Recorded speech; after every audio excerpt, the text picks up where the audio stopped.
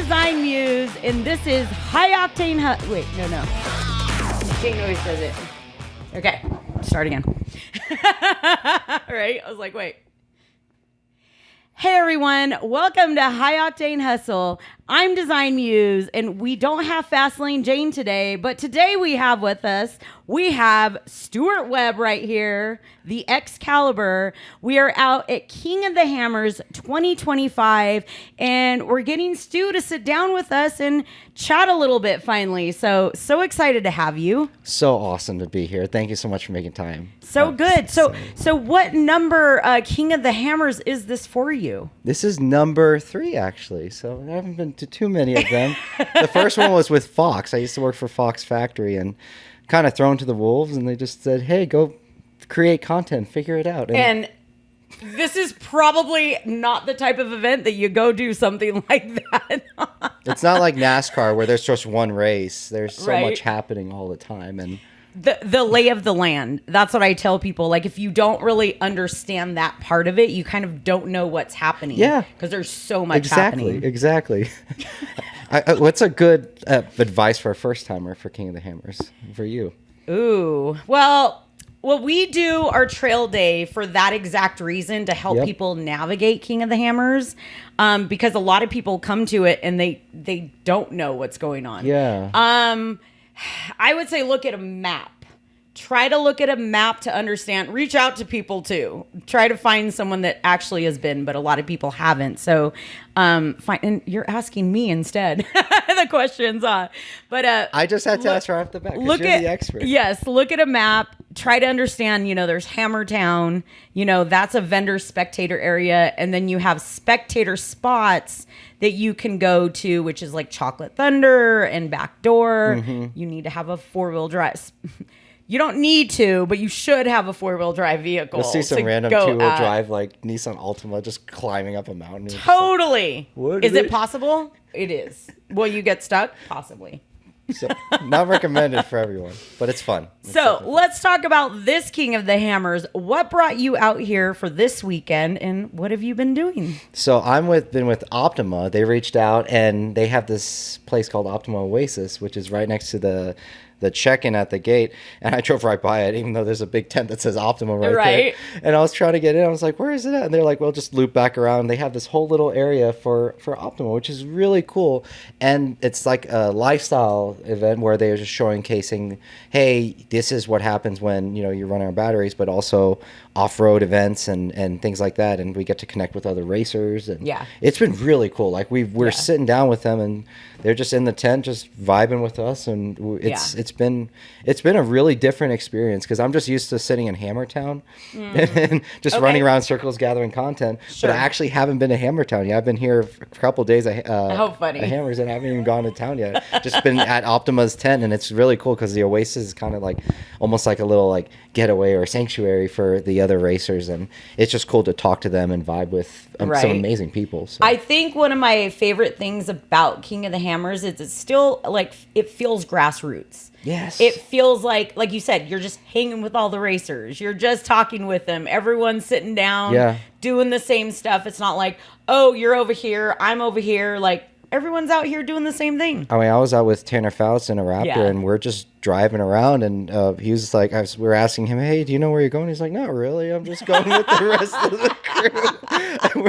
Then he's talking about the good old days, and we're just like, all right, Tanner Fouts, that's really cool. But he was the chillest dude ever. But again, it's that grassroots kind of vibe where you don't know who you're talking to half the time, but they're just the most chill person on earth. And they're like, sure, I'll give you some tips. Right? And Tanner's a pretty chill guy. He's pretty cool until it comes to racing. Like he'll turn a switch on. And then even when it's non-competition, it's funny to watch. So. Love it. I mean, that's what he does. Yeah. It's what keeps him going. Yeah. And it's cool to see him constantly evolving in the sport and doing things like this. And all the other people too. Just again, how, and we talked about this before, is like everyone is always evolving, and allowing people like myself and enthusiasts to the newer generation to come up and see like what's happening and then be involved in that as well. So I think it's so cool to see how the industry is changing, and what people like Optima, people like yourself are doing to impact that. So. Yeah.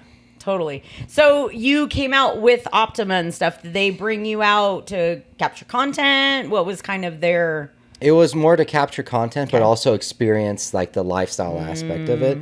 And again, that's where I'm able to say, hey, especially to my followers and fans, and be like, they're running Optima batteries, of course, but also this is what off-roading experience is at any level, whether it's running with a Bronco, whether it's hanging with Tanner Faust and a Raptor, or we're out on the lake bed and just racing the most random stuff. I mean, we had an ice cream Jeep yesterday, and they all just lined them up like a pre-runner, a race truck, and they just sent them, and it was just like, hey, let's have fun. So great, huh? And Optima just wants to do that, where it's like, hey, we're all about having fun. We just want to just show what's going on out here, and for me, they're like, go ahead and film that. You know, it's a lot less stress than when I was working for Fox. So just say the least, that because it's sort of like, oh my God, I have to capture everything. So okay, so on that note, it kind of goes back in. Why don't we kind of go back in history and like what got you into trucks and things like that? Because to me, that's kind of what Optima is kind of doing, right? They're trying to inspire people. Because how did you get excited about getting into off-roading or trucks in general? And I like what you said, that because that could, they could invite someone who's never been off-road, they go to the Oasis, and then that sparks something in them, and then that will lead to, you know what, like the Bronco program with Ford and all these other cool things. But myself, I saw your Raptor when I was in Alaska. I used to live in Alaska, and I remember seeing that truck, and I'm like, man, I wish I could be in the desert and go fast off-road. Alaska doesn't have too many places you can wheel up mountains, but I wanted to go fast in the desert. That was that was different. And I remember seeing your builds. I remember seeing a couple others, and then the Gen 1 Raptor came out from Ford, and that was just like, I wanted to figure out how I can make that happen. Awesome. And that's kind of where the spark started. I saw all these cool builds, whether it was at SEMA, and especially SEMA, but that's where I was like, I have to go there. I have to get to SEMA. And it just kind of went from there. And then I ended up in Las Vegas for work. I love it. But it's like you have to be inspired by something out there where you see something like that. So Optima having these random things, the thing is like the Gambler. Like Gambler 500, they have all these vehicles out there, like spend $500 on a car and come out and have fun with us. Like it doesn't take a lot of money sometimes. And that's the thing is like, it's kind of trying to get everyone inspired to do it. Like whatever it is, so.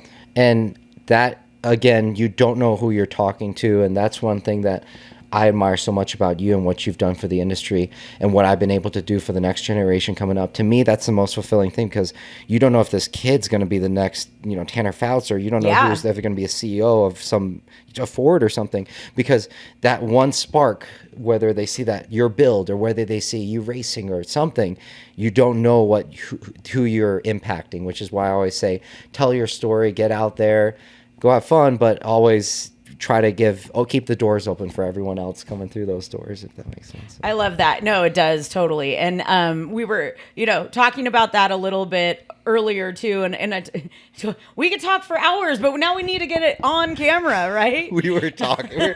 We were like, hold up, let's get on camera first. Hold on.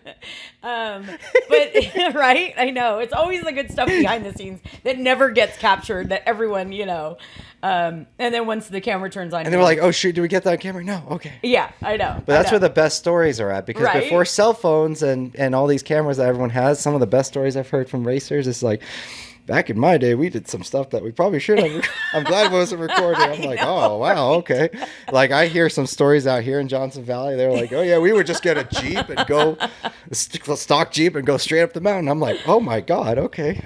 Oh, yeah. Oh, yeah, definitely. It's hilarious. So back in the day, it was called We Rock. Okay. And that was before King of the Hammers. Wow. And we had come out here like with my dad. It was my husband and my dad. And this was like, I don't know, 20 years ago probably or something. And we were like, there was maybe like 50 guys going up the side of this. And we're like, what are they doing? Like, what is going on right now? Like, it was pretty crazy. Because we had done, we grew up going to Baja, going to Colorado. And like, they're doing like some off-road trails. But these guys were doing rocks. Like, it's a different level. And there's some There's some big boulders and rocks. stuff out here. Yeah, It is very technical, and those experiences though mold those racers into who they are now. And it's crazy to see the experience, because some of them literally could be smoking a cigarette, just one hand just going up the mountain, and they know exactly what they're doing. And you're also a damn good driver. I have to throw that out there. It's just again, it comes from the years of experience, and there's just some things you can't really watch a YouTube video on or teach. You have it's experience. No, it's doing it. Yeah. So we did a trail ride this weekend. And our goal for that trail ride is to get newbies out here to the desert to experience it. Yeah. One of my favorite things I love about the desert is it's the adventure. It's exploring. It's like you went on that Raptor run with Tanner, right? Yep. And you get to look and you see all of this beautiful terrain that you never even see, and you're like, that's just in the mountains right here. Mm-hmm. And so you really don't realize what's out there until you're exploring. Getting on out and experiencing that. And COVID did open up a lot for that, because people were sitting at home, they're getting antsy, and they're like, let me just drive out to the middle of nowhere. Yes. And a lot of the off-road industry has exploded for that, but it's great to see so many people out and about. And when people are like, oh, there's too many people here, I think it's fascinating, because it's giving people an opportunity to bring their families out. The kids are going up the mountain, just like having the time of their lives. That's really special. I'm glad to see more and more people. I'm sure you appreciate that too, like more people off-roading. I do. And I truthfully, I don't even think it's like begun to hit. It hasn't even gotten big yet. Wow. Oh yeah. Okay. I think this can be such a really big race.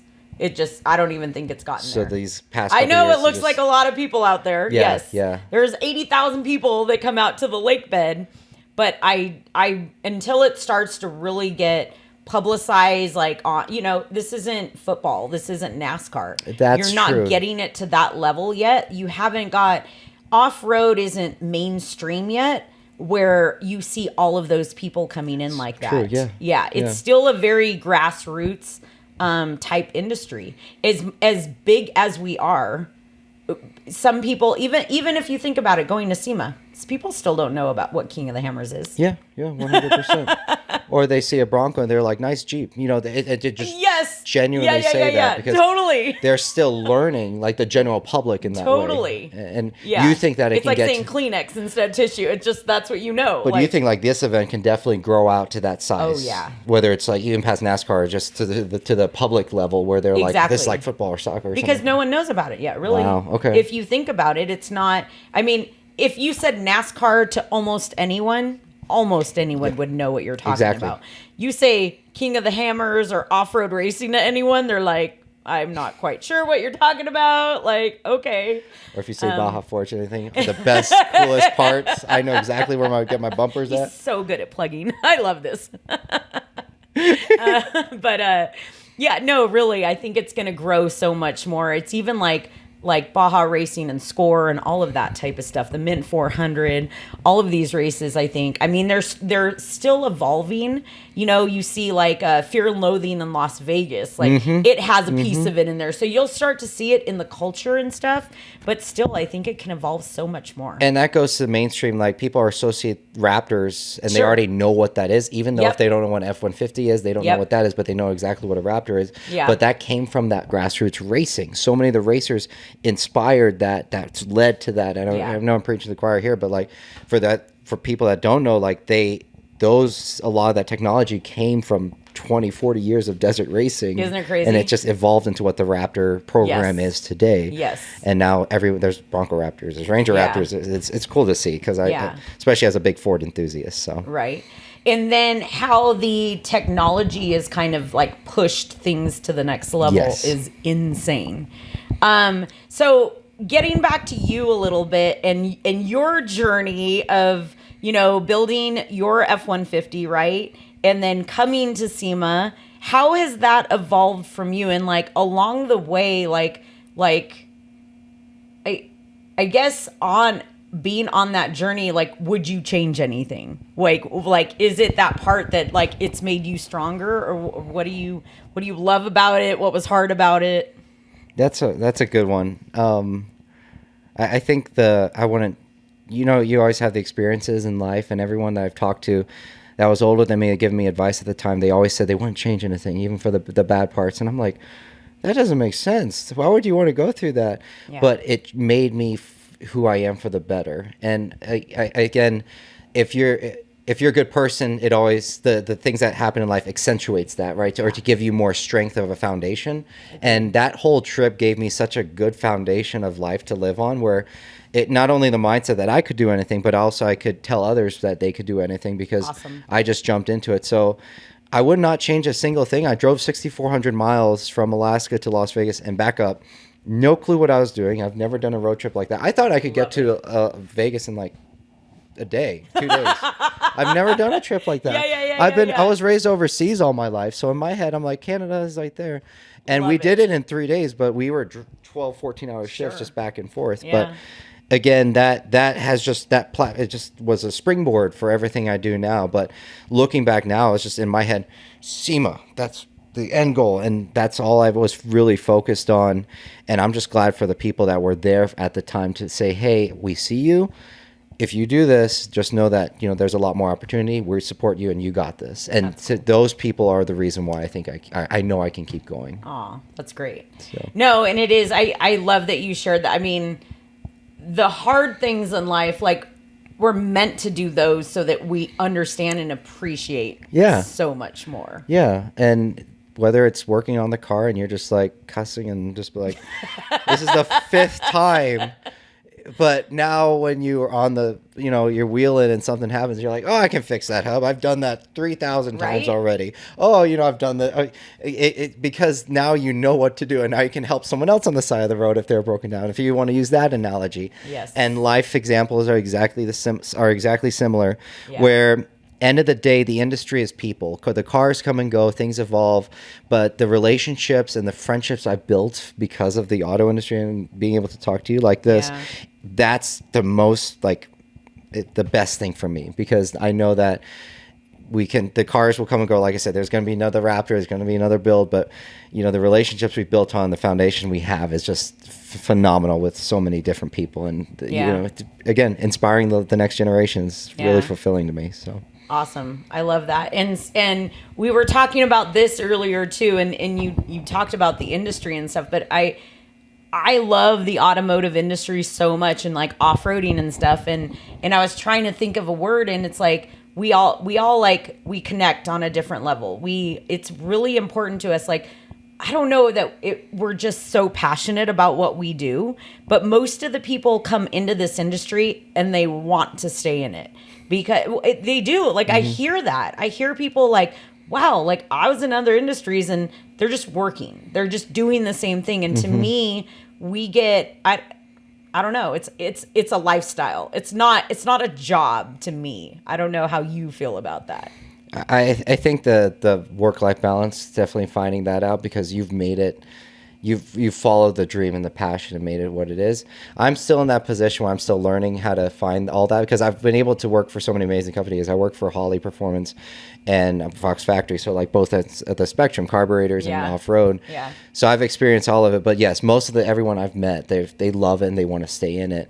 And I think the best thing is, don't make the passion the work. So if you're like off-road, don't make that too much, and go out and enjoy, and that you're wheel your Bronco and say cars is your work, or you work on race cars for a living, or something like that. Yeah. Just make sure to find that. So what is that for you then? For me, I love wheeling. I still love going fast. There's something special about hopping in anything and going on dirt at 100 miles an hour. Totally agree. And you can do that right across the way on Soggy Dry Lake Bed, right there. Huh? I'm actually wearing the lake bed shirt on the back, because I was just out there. Nice. And that's an awesome lake bed. It's even better because I live right by Boulder Lake Bed in Vegas, and it's like 20 minutes away.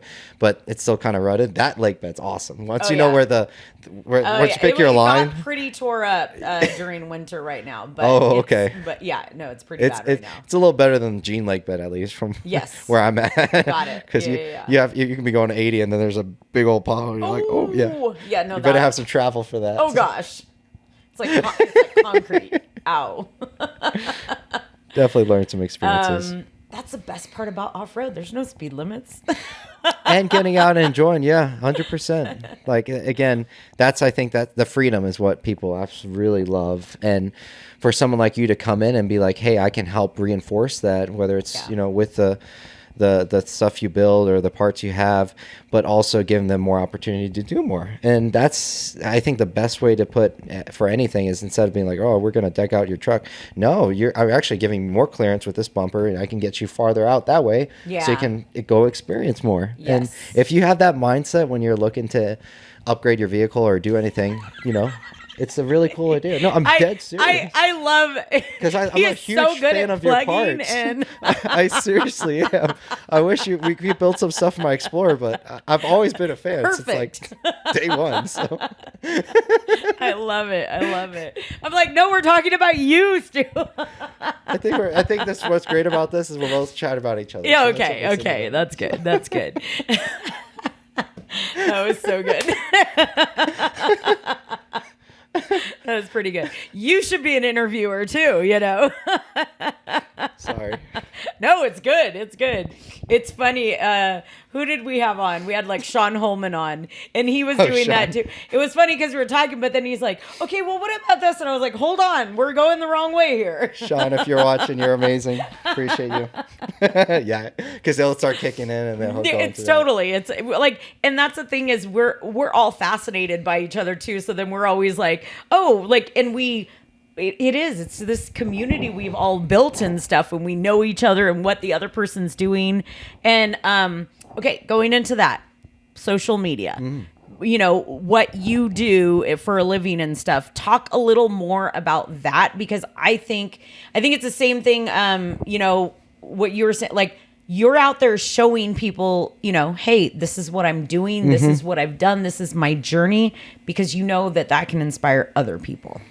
So if you're getting to social media, what I say is always post and try to gather as much content as possible. You've always done a really good job at it, but don't ever feel like, oh, I'm turning on the camera.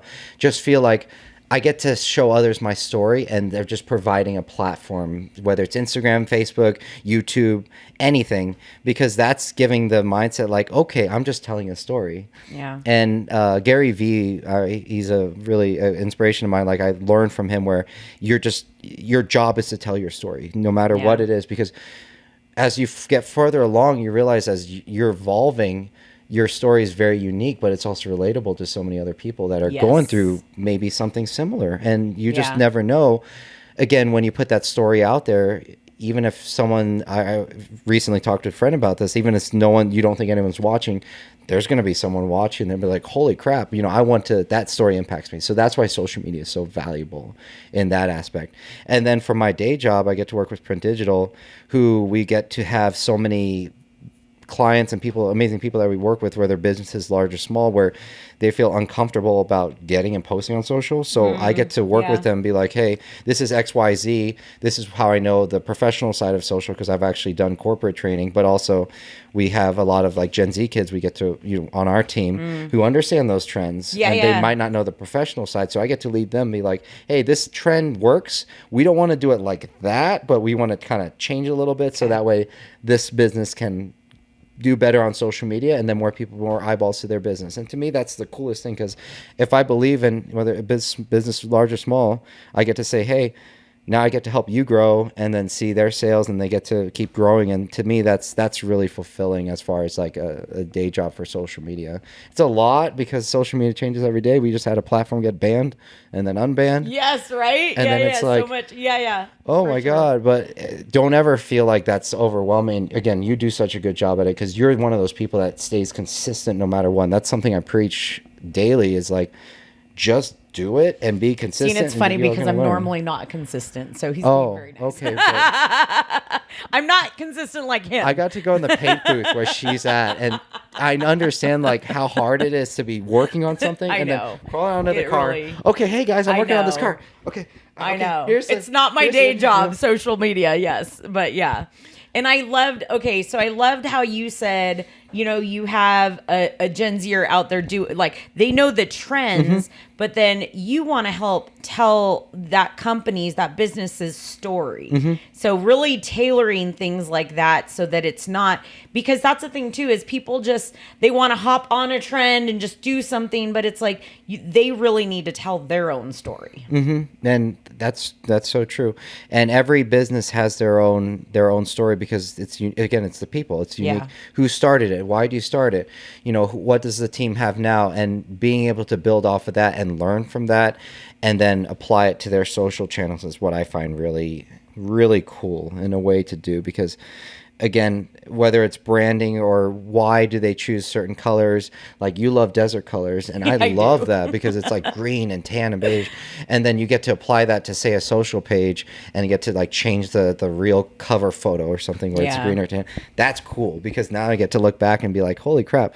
And I was able to do that at Fox, again, taking that corporate experience where I had some creative freedom, so I was able to use upfitting company and be like, all right, this is the style I'm going to use. It's going to be like these dark, moody reels.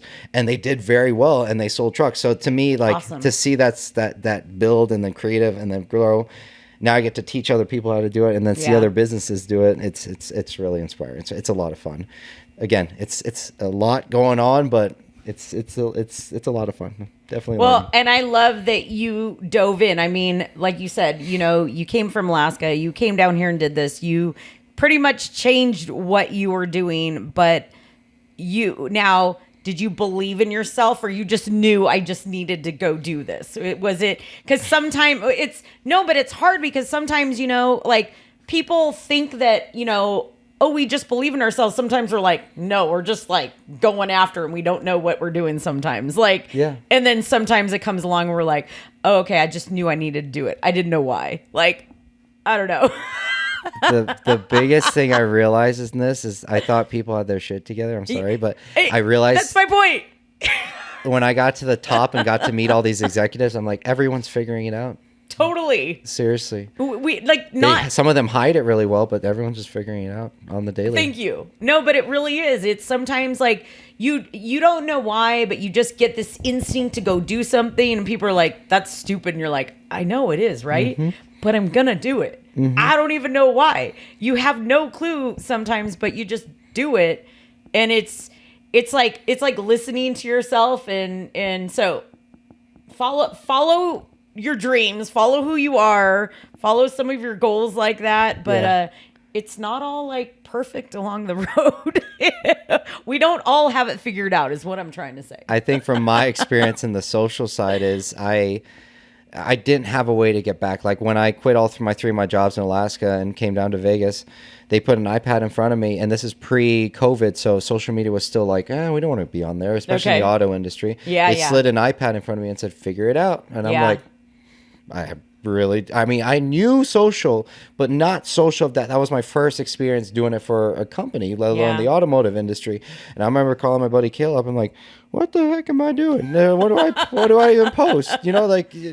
And again, that came to the figuring it out part. But I also people should have a backup plan, yes. But at the same time, I think that if you put too much to fall back on, it won't give you the opportunity to keep going to what you really want to do. Agreed. And then evolve into the person you're supposed to be. Yep. If that makes sense. It totally does. So I think that's perfect. We have to end it right now. We do, but, yes. But I think that's a great way to leave it for, some inspiration right there. That's from the Excalibur. Keep that in your yes, from the Excalibur. So make sure you follow him on Instagram. I'm on everything else, YouTube, Facebook, and everything else. So yeah, thank you for the opportunity, and I'm just really glad I can come in here and chat. This is awesome. And see you guys and talk. So appreciate it. This is great. No, it's so good to have you out here. So until next time, and there will be a next time. Oh yeah. Since 1987, GTS Customs has specialized in resto-mod Corvettes. From widened bodies to pro touring vehicles with all today's modern technology. If you've got a Corvette, an old Corvette, and you want to make it drive like something new, contact gtscustoms.com. Baja Forged, signature vehicle builds and off-road products built to forge your own path. Baja Forged was basically made because we loved off-roading. We loved the open roads. If you're looking for off-road products to help you get out on the terrain, visit bajaforged.com. Follow us on Instagram at Baja Forged for our latest builds. We are at King of the Hammers, and we are in the PRP Seats booth here with Aaron Wedeking. Hey, thanks for having me. Aaron, tell us about PRP. Tell us, how did it start? Where did it come from? PRP started because me and a buddy were too cheap to buy seats, and so we decided to build them, basically, is how that got started. I love that. But we Love both it. grew up off-roading with family, and it's just what we've always done. And so when it came time to build a rig, we were doing it with leftover parts, whatever we could find. Yeah. And we just hand-built our first pair of seats, and that's how we got started. Isn't that great? Yeah. And so what was your first King of the Hammers? And why are you even here? I mean, I know, Fun. right? Why is it not here? Right? Like, this is what they do for a living. How does it get any better? Right? Yes, So- agreed. So in 2010, my buddy Jeff Knoll helped start King of the Hammers with Dave Cole. Awesome. A while back. And he was bugging me in 2009. You got to come out. We're doing this event. Yeah. And there's no spectators. It's just industry. I went, well, I need to sell to spectators. Right. I don't want just Yeah. industry guys. Yeah, they yeah. want everything for free. So, He knows. anyways. So 2010, he convinced me to come out, and it's just the best off-road race that there is, in my opinion, because Yeah. it's combined so many different parts of off-road. Totally agree. Yeah, it's just so cool. It's I love that it's still kind of grassroots. Oh, yeah. But it's getting to a point where it's starting to get a little bigger, but you see everyone here. Yeah. Really. Oh, yeah, yeah. There's kids out yesterday. They're Yeah. out racing. It's like Vegas. Just make it what you want it. Yeah. I Make it love what you that. want it. I love Yep. that. Perfect. So you guys are here. This is 15 years you've been coming here? Yeah. Yeah. Yeah. Wow. Yeah. 2010 to now, 15 years. Yeah. Right. Yeah, I was like really skinny, had hair. I was good looking the first year, just one time though. That was great. That was great. Well, one of my favorite things about your seats Yep. and your tagline is make it your own, right? Make it your own. Yep. Love that. Now, where did that come about? Because to me, that's really cool. I'm all about people customizing something to kind of like bring out their own personality. Yeah. So, Yeah. I mean, most vehicles come with seats. They do the job. You can sit in them. You can go places. But you gotta raise the bar. You gotta raise the bar. So Yep. we obviously Agreed. start with making them comfortable and work, making them function for off-road, number one, right? But then, when you're really going to try and customize a vehicle, it's not just the paint, it's not just the suspension. You want everything customized. Agreed. And so that's what we're doing. So Yeah. the form and function, most important, and then the ability to customize colors and stitching and heaters and coolers and all the craziness that we do. It's just a cool part of what I think our customers want. So I agree. that's why they I seek us agree. out. Yeah. Yeah. No, definitely. I love that you have different styles for different types of, like someone that's just a casual driver to an off-road racer. Yep. So you really are looking at the market at every level. Yep. So someone just coming into it to, someone doing it professionally. For sure. Growing up, play riding, that's all we ever did was play ride.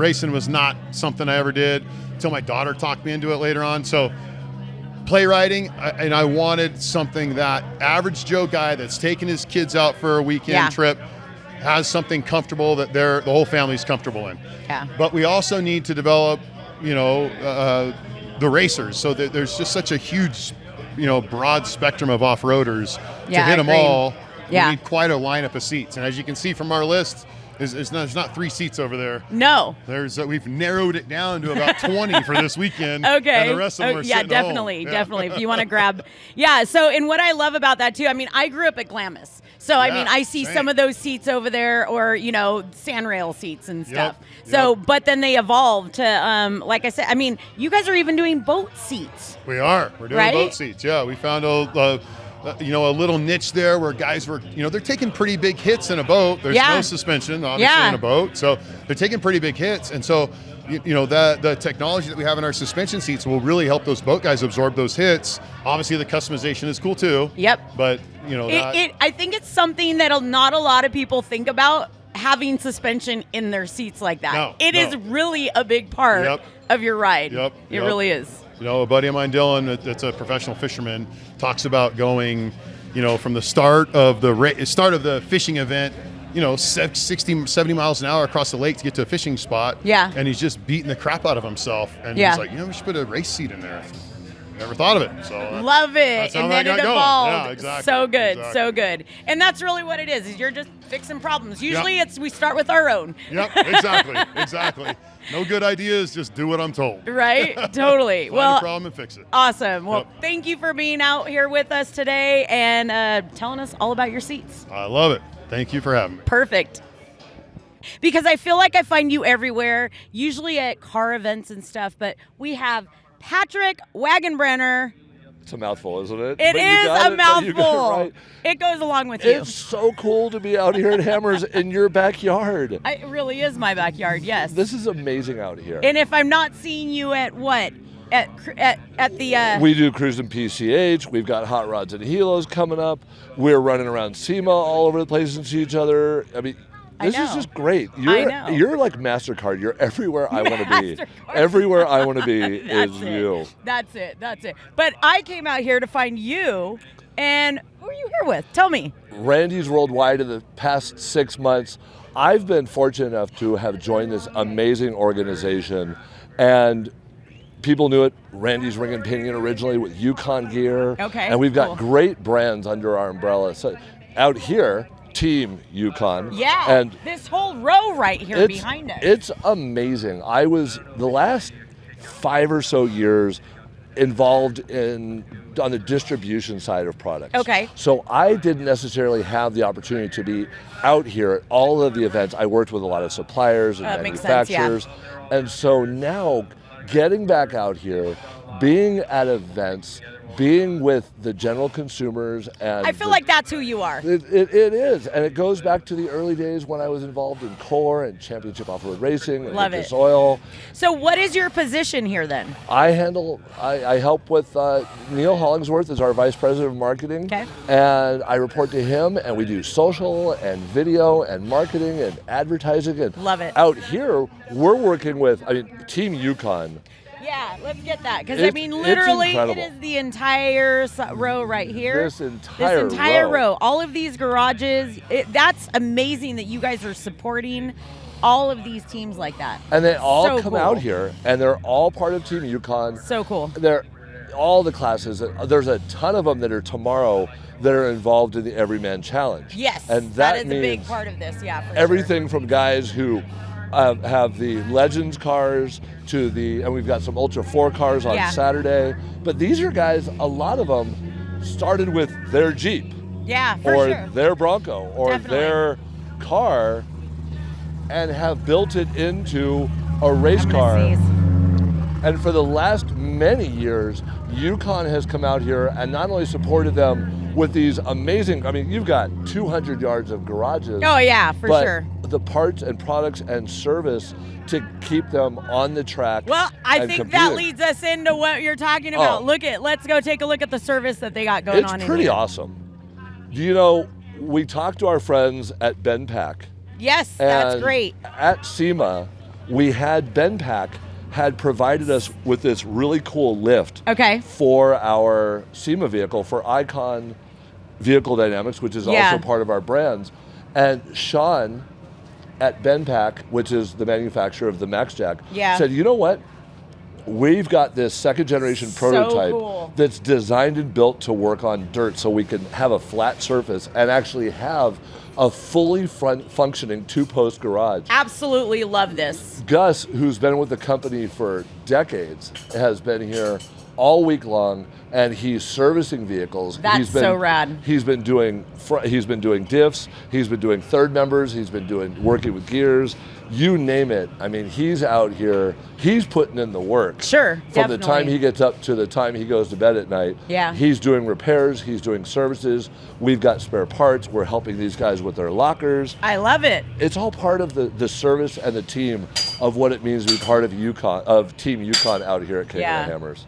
You guys are showing it right here, proving it. I love it. It's cool, and for me, being a car guy and being on the off-road, starting again in off-road racing, being back in the dirt and knowing what it takes for these teams to get on the course and to get on the track, and it's really a grassroots racing event, I think, and it's open to everyone. That's what's so cool about it. And what we've learned is you can do all of the prep you possibly can imagine and still before you leave the house. Yeah. And you're like all year long or months long, and like we're getting ready to go to Hammers, and we're prepped and ready, and the car's taken apart. We've replaced the Heims, and we've replaced the steering, and we've gotten our motor refreshened, and we've done all these things. And you can get out here and do a couple of laps or pre-run or drive around or do a photo shoot. And we have guys, I mean, Sexton Off-Road, they lost a motor. Yeah. And it was like happen. I know. One of our teams had to go back to Utah. They went back to Park City. Oh yeah, you have enough time. You might as well. Motor. Yeah. Came back. Yeah. Went to Dave's garage. Yeah. And spent the last 2 days. That's great. Doing a motor drill. I mean, you're getting ready for this event all year long. You're gonna make it happen. The level of commitment. I agree. And that's what blows me away. These guys aren't doing it. They're not doing it for the money. Yeah. They're not doing it for the $12 trophy. Yeah. They're not doing it for the swag or the T-shirt. They're doing it because they want to say that they conquered the hardest race in the world. That was it. That was perfect. That was so great, Patrick. See, it's like he didn't know what to say, huh? Nailed it. Thanks, guys. We are at Liqui-Moly, and I found Manny Gutierrez right here. Manny, tell us, why is Liqui-Moly at King of the Hammers? Well, I think it's an important event to be out here. As you can see, there's a lot of people out here. The off-road community is big. It's a big community that we want to be a part of. Yeah. And so, we're out here branding our products so that people become familiar with it. And, that's the biggest thing. Yeah, and tell us a little bit about your products. Like, why are people so excited about them? Well, our products are 100% made in Germany and imported into the U.S. We've been around since 1957. It started with our, flagship product with MOS2, which is molybdenum disulfide, and short is Molly, right? And liquid being the liquid form of molybdenum disulfide, and that's how we got our name. Love it. Yeah. Very there you cool, go. Very cool. So who are you guys out here? Is there certain racers you're supporting? A little bit of everyone? What does that look like? There's a little bit of everything, right? So, obviously we got some rock crawlers. We got some trophy trucks as well. So, we sponsor quite a bit of people, and we're also looking to expand that sponsorships, into the genre and stuff like that of off-road racing. And so we've been, out here, promoting the brand. And so we feel that, we've been talking to a couple of teams here and there, and hopefully, something will come to fruition here in the near future. Love it. It is because I think last year was your first year out here, right? Or you guys have kind of been out here. I think we've been out here obviously the year before, but this is my first time out here. Yeah. So this is your customer. Yes, this is definitely has been an impressive event. Yes.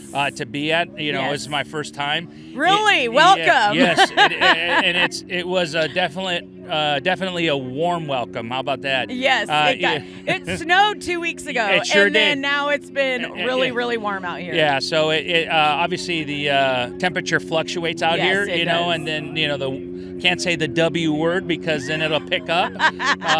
But so we'll say it in Spanish. It does happen. We'll say it in Spanish. The aire, right? The air, right? Love starts it. moving. Love it. Yes. Love it. So with your products, is there a reason why people should be using Liqui Moly over other brands or anything? Is there something about yours that, going to prolong the life of the vehicle? What are we looking at? So the uniqueness about our product, like I said, it's manufactured in Germany, right? Yeah. That's key. Second, it's all application based, right? Okay. We've grown up with the notion that a 530 is a 530. Well, it varies. Okay. So everything is application based as far as our products are concerned. So in order for us, you said the word. Right? Sorry. Did I? I feel it right now coming. Yeah, now you feel the air. Sorry. That's right. The air. Yeah, that's right. The air, the coolness. Sorry Yeah, to but interrupt. no worries. But like I said, it's all The application based. okay. So we have, it varies from car to car. Okay. Side by side. Yeah. Motorcycles. Yeah. But the key thing is the additive package. Okay. And it's all manufactured in Germany. And Nice. so to German standards. And they some high standards there. Yes, I like definitely. that. Okay. They make good. some quality vehicles, Cool. So and Awesome. Quality oils. Awesome. There you So, go. will you be back at King of the Hammers? I'm hoping, yeah, definitely. I don't know. This is, like I said, my first It's time. pretty cool, huh? We tend to rotate, Yeah. our reps so that everybody gets an opportunity. And if I get an opportunity, I'll be happy to be out here. Definitely. I love it. Well, it was great having you, Manny. No, it was Thanks great. for sharing with us a little bit about your product. No, thank you, Theresa, and thank you guys for everything, and hopefully we'll see you guys next year. Sounds good. I heard at the 40, so I don't know.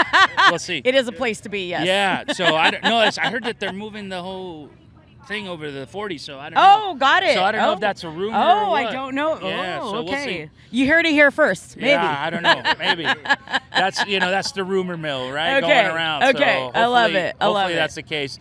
Obviously it'd be a shorter distance. Yes, yes. Especially for like on a sure. Friday night when Yes. everybody's trying to get in here. It So, makes the difference. That it sure road is does. rough. It and, sure- Yes. And just a lesson out there: make sure you bring your off-road vehicle for that, because Yes. it is a bumpy ride in. It sure is. Oh, did you not bring an off-road vehicle? I did. Oh, okay.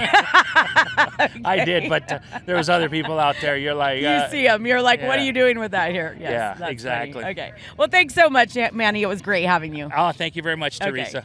Okay, so I'm so excited that as Megan Miller right here was driving by, we got to stop her so we can take a look. This car is gorgeous. You posted it a couple weeks ago, and it was so exciting to see. First off, it's got some cool Ford look to it. I like that. Yeah, we got like a little like 70s, 80s theme here. Love it. Little Miller High Life in the mix. Love it, love it. So, Megan, tell us, when did you start racing King of the Hammers and the evolution of this vehicle? Okay, well, I raced King of the Hammers. My first race was in 2023. So I'm like, Okay. what year is it? It's Right. 25. Yeah. 2023, I raced stock class for 2 years. We had a Jeep TJ. And this is my first year in this car, so yeah. we moved up to 4,500. Now we have a chassis car. I feel like I'm a big girl now, real racer. Unbelievable. So nice. So I'm nice. so stoked. Like, this thing is amazing. Coming from a stock class car and then getting into this car, like, it's got an LS7. It's like 750 horses. Heck yeah, girl. Oh my God. Love it. Let me Love tell it. you, like, it has been such a blast to drive this thing, and it's got a true shock package in it. I like that. A true shock package. I mean, you put everything you can on a stock class car, Oh, of course. and you Of do your course. best out there, but Yeah, it yeah, is yeah, like yeah. there's only so much No. you can do, and it Beating just you up just a little bit. just a little bit. I can't tell you how many times this week we were pre-running, and every day we're like, oh God bless it. Right? This is we could Soaks never it go all this fast. up. Yeah. You're We- loving it. Yeah, we can go so much faster in this car. It is so much fun to drive this car. And so when we got this car, I kind of wanted to do a tribute I love that. theme. My grandpa, he raced big rigs. So That is so cool. You Yeah. and we'll show a photo because it's so cool. yeah, he was really rad. He was just like a legend unto himself. And if I could even be half as cool as he was, like, I would just be really stoked. And it's funny, I didn't even get into racing thinking about the connection, and it was actually my husband who was like, you know, you're really taking after your grandfather with this. And it kind of like got me in the heart, you know. And he said, you should do a tribute. Yeah. And it really did. And I said, you should do a tribute. And so we do have a little tribute on the side of the car. His name was Tyrone Malone. And he just was a character and so cool. Like he set world records, land speed records, burnout records. Like he traveled all over the world doing this stuff. So the theme is, based off the Super Boss, what he raced. Okay. And I just kind of dig it because it's totally. Kind of old school. It is. I love the vibe we have going here. It's great.